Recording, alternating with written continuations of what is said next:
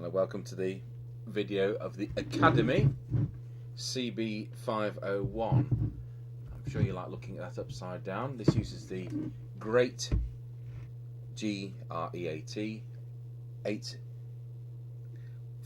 chassis, which is the same as the 868 but has the dimmer and the RF gain control, and it's also the same as the 848 used in the Fidelity 1000.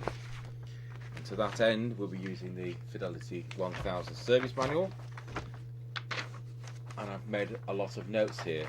As you are aware, this chassis is one of the worst chassis ever produced for the UK market.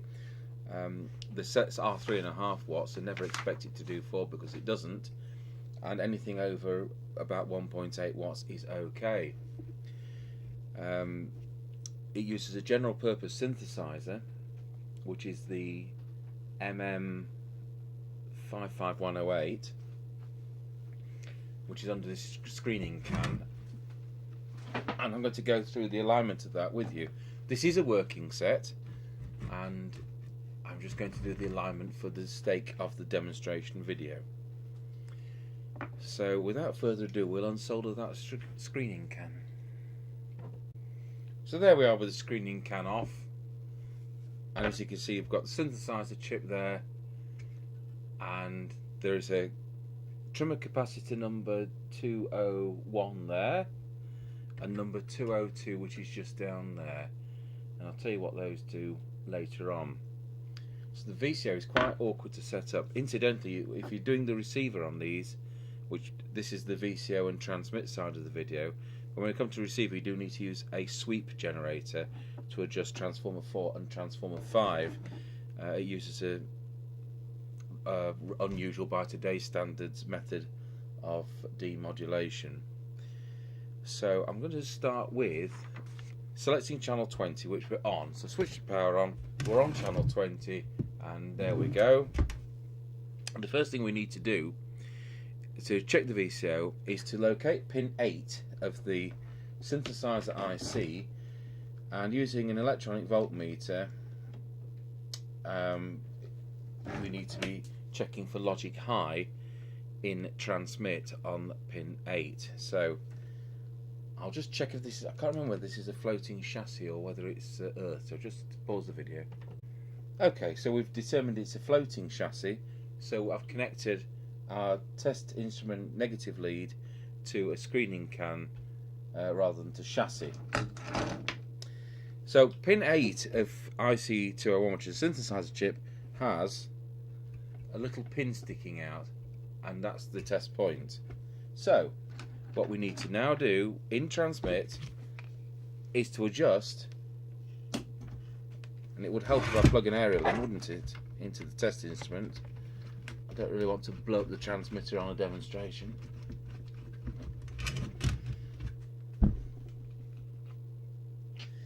Right, so what we need to just do is adjust L201 for logic high. And L201 is the second one in, which is just there. So I'm going to put my test prod on. We're in transmit.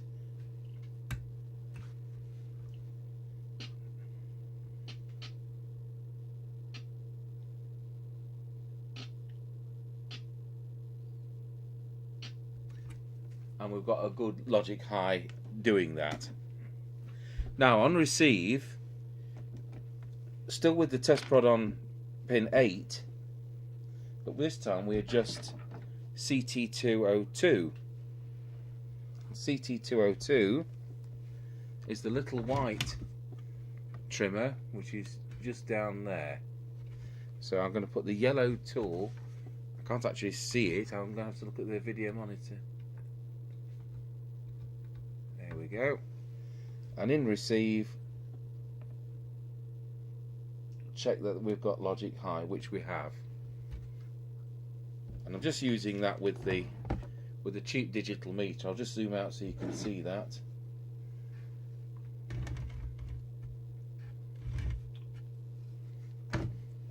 And again, we'll just put that on there, and you'll see we've got logic high.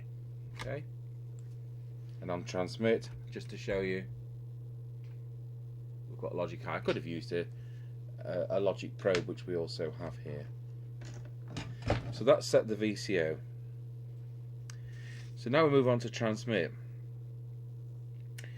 What they'd like you to do, I'm going to vary from, and I'm going to set up, I'll pause the video and I'm just going to set up our RF meter, which is a Russian instrument. I don't know Russian, but I've managed to work out which controls do what.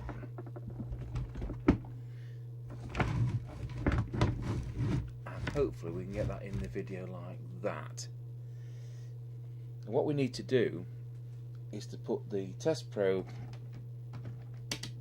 on to capacitor 55.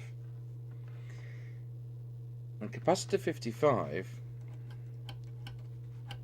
is that one there. Just see whether we can zoom in and show you that. There is a ceramic capacitor. I'll tell you what, we'll move it to one side.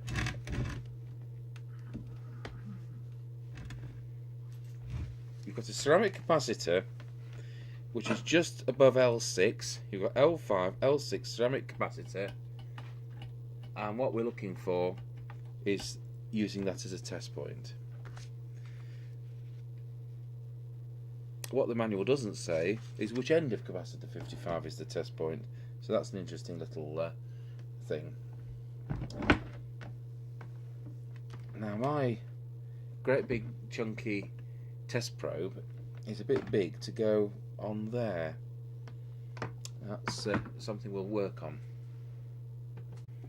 Right, I can't really show you the meter and the thing at the same time, but we start with L207, and L207 is the second coil up. If you hear noise in the background, it's Bob here. He does some part-time work for us. So now I need to go into transmit. We're in transmit. I've got the probe on L207. I've got it on capacitor 55, and we're going to adjust L207 for maximum.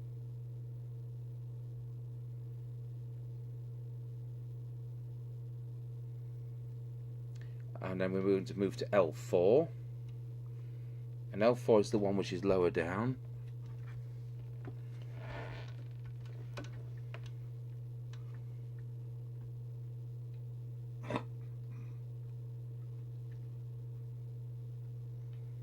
Actually, we've gained a bit there.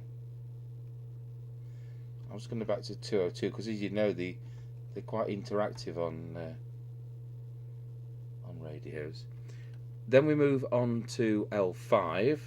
L5 is that one there.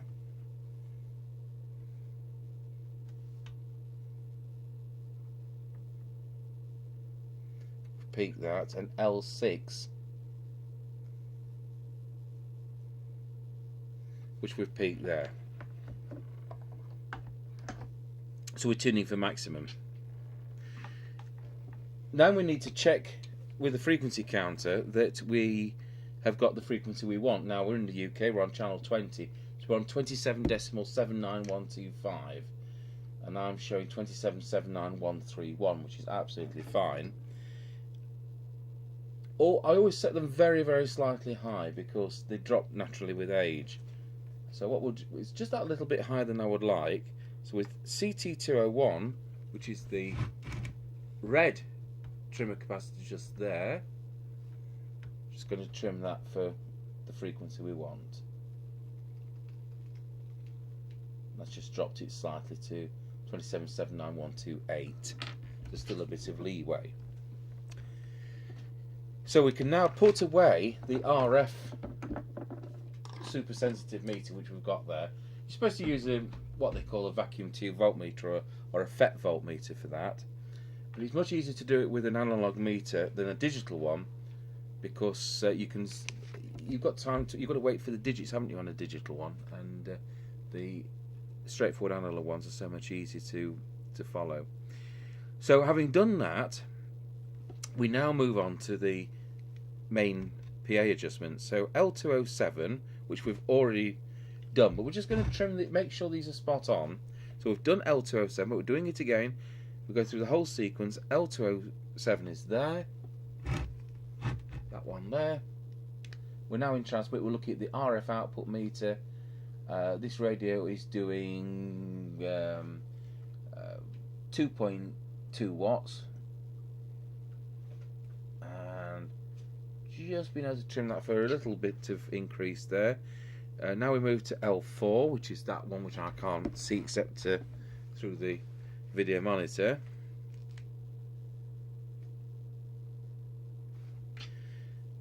And then we move to L5.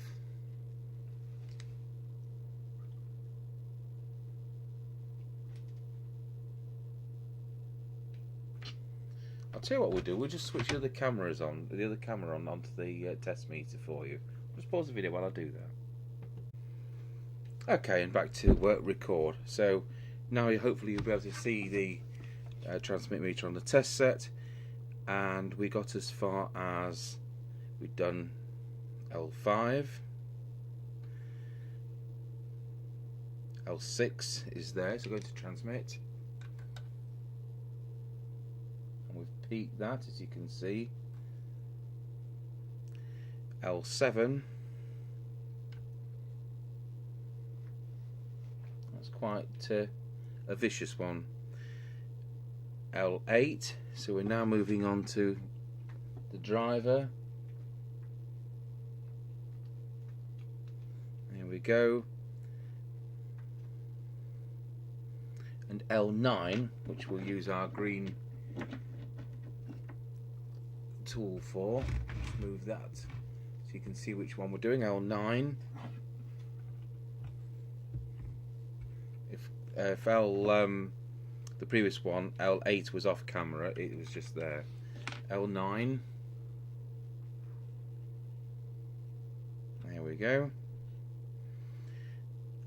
And if you've got more than 3.5 watts, you're supposed to tune it for a maximum of 3.5 watts. And that's where the transmit side of that ends. So I'm just going to pause the video. So there you have it. It's 3 watts, which is kind of thing you'd expect for this kind of set. So we'll just go back to normal picture. There we go. I'll just zoom out so we can see what we're doing for you, so you can see what we're doing.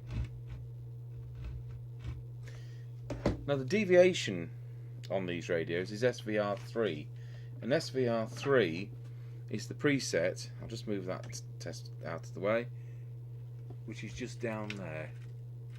I promise you the preset under that wiring. So I'll just get our trusty little oscillator out, and we'll just put that on.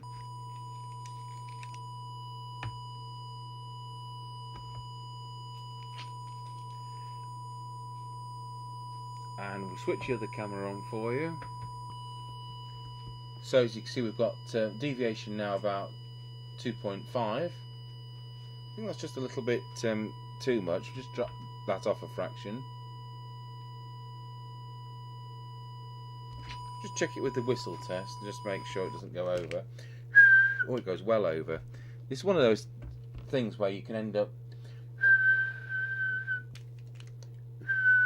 Right, so we've got a peak there. We'll go back to the test oscillator. 1 point. Oh, it's about 2. Sometimes I don't set them as well as I'd like them to with the test oscillator, but I don't want it to be over deviating on voice peaks. We don't want it transmitting on 3 channels at once, do we? So that's now set that, and we now need to make sure the RF meter is reading round about the 3 watts, which the radio does. And the transmit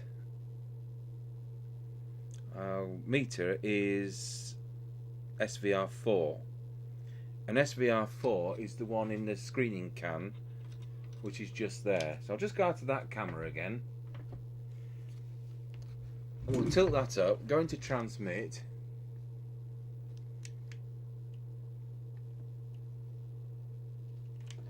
and what we want is we've got the 4 there. We just want to back that off slightly.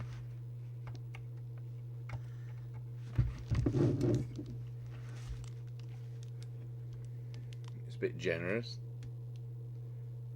to there. There we have it.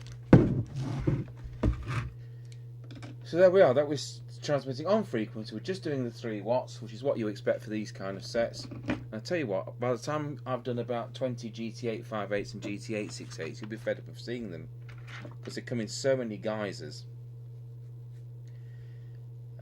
Lake 850 and 950, the Comtel 858 and 868, the Barracuda, one of the Barracudas is an 868, and it's quite a big list. So there you have it. That's the transmit side of the Academy CB501, which is a 1981 set using the Great GT858 chassis from Taiwan. Thank you for watching.